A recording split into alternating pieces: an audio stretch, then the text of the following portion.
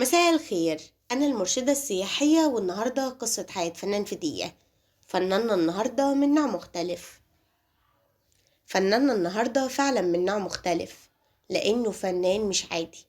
ده الشاب الأسمر البسيط اللي جه من الزقازيق وغير فكرة البطل السينمائي.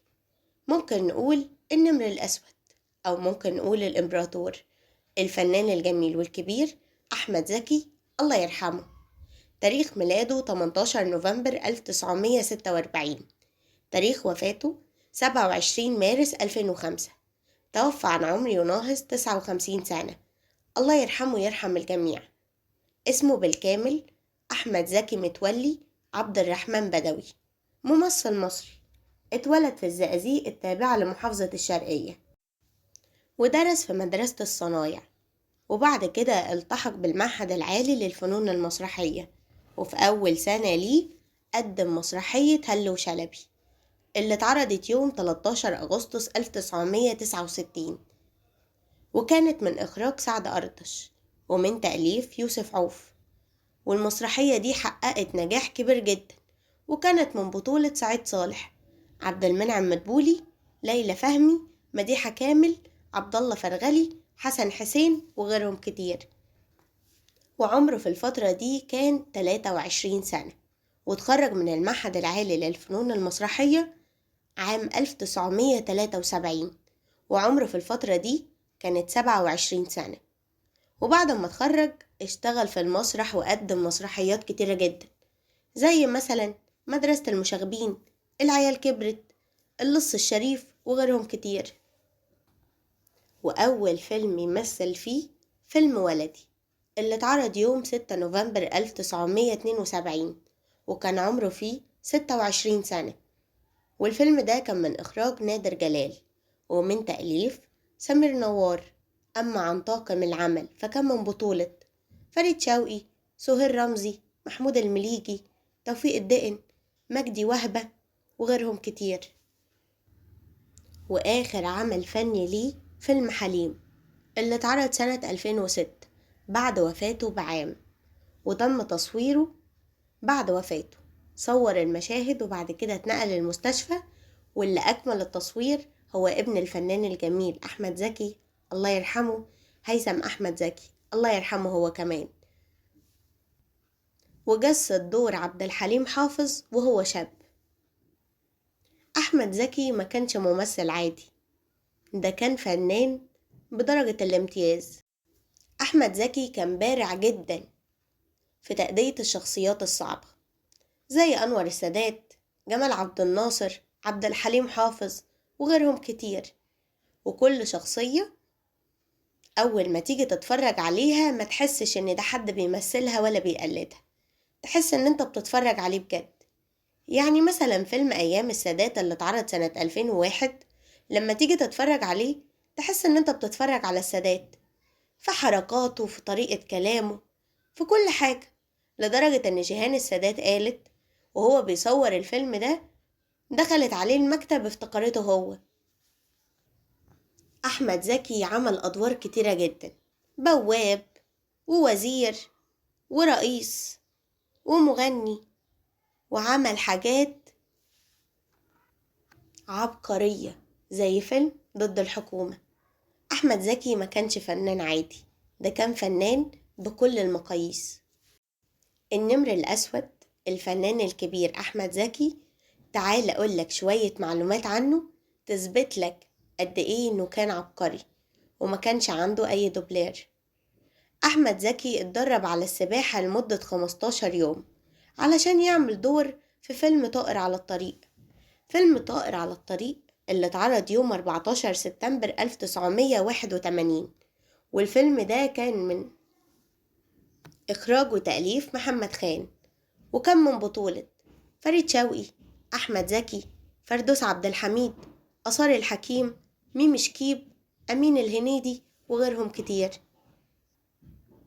عمرك قبل كده تخيلت إن الفنان اللي قدامك يمثل دور ميت؟ والله زي ما بقولك كده، في فيلم موعد على العشاء اللي اتعرض يوم 16 نوفمبر 1981، وكان من بطولة سعاد حسني، حسين فهمي، أحمد زكي، زوزو ماضي، رجاء الجداوي، إجلال زكي وغيرهم كتير. والفيلم ده كان من إخراج وتأليف محمد خان. من أحداث الفيلم ده إن حسين فهمي كان عاوز يخلص من أحمد زكي علشان سعاد حسني، فسلط عليه حد وقتله.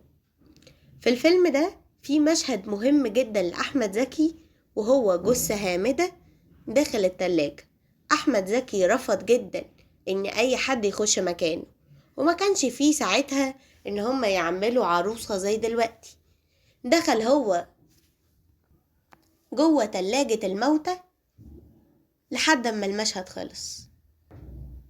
تم اختيار 6 أفلام لأحمد زكي في قائمة أفضل 100 فيلم في ذاكرة السينما المصرية حسب استفتاء النقاد لعام 1996، زي مثلا أبناء الصمت اللي اتعرض سنة 1974، اسكندرية ليه اللي اتعرض سنة 1979، البريء اللي اتعرض سنة 1986، الحب فوق هضبة الهرم اللي اتعرض سنة 1986، زوجة رجل مهم اللي اتعرض سنة 1988، أحلام هند وكاميليا اللي اتعرض سنة 1988. لو اتكلمنا عن النمر الأسود أو الإمبراطور مش هنخلص، والفيديو بتاعنا مش هيكفي لأنه مش عايز فيديو واحد، ده عايز 1000 فيديو. مع الأسف خلص كلامنا عن الفنان، لكن حلقتنا لسه مخلصتش، وعلشان كده نتكلم دلوقتي عن أهم جزء فيها وهي أعماله الفنية. قدم 87 عمل فني، ومنهم حليم، معالي الوزير، أيام السادات، أرض الخوف، اضحك الصورة تطلع حلوة، البطل، هستيريا، حسن اللول، أبو الدهب، استاكوزا، ناصر 56، نزوة، الرجل الثالث، سواق الهانم، الباشا، مستر كاراتيه، ضد الحكومة، الراعي والنساء، المخطوفة، الهروب، الإمبراطور،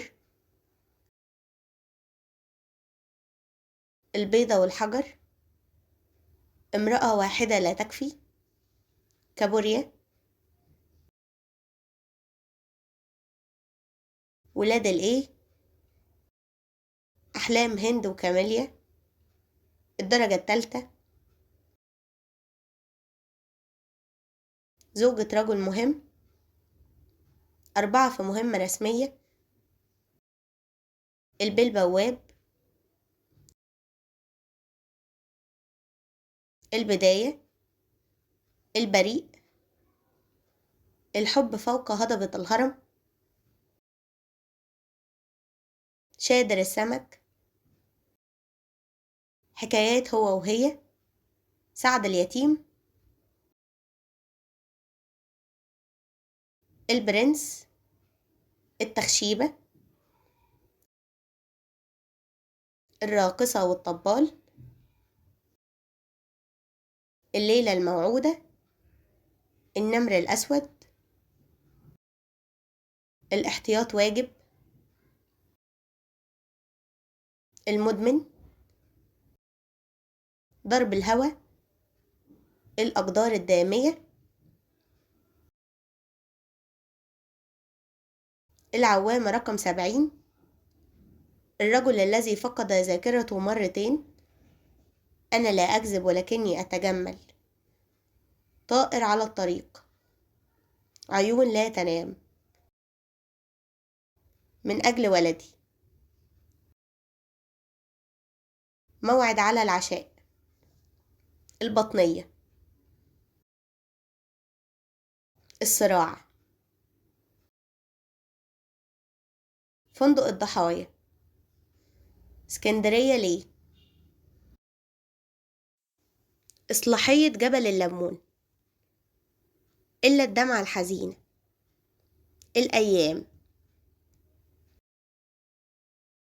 العيال كبرت. أيام من الماضي.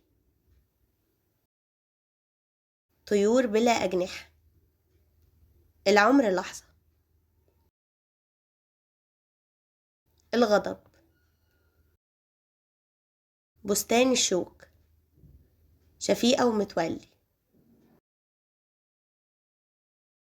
ورا الشمس. أنهار الملح.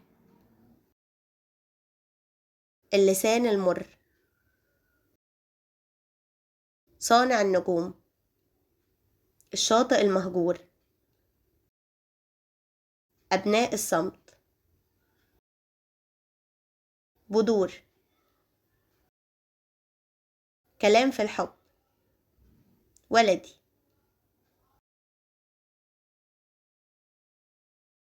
مدرسة المشاغبين. القاهرة في 1000 عام. هلو شلبي.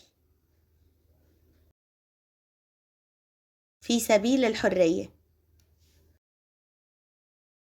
الله يرحمه لأنه ترك لنا سيرة طيبة نتكلم بيها عنه، ولأني قصة حياة الفنان لا يمكن تكون في دقيقة، وعشان كده استنونا في قصص حياة الفنانين اللي جاية.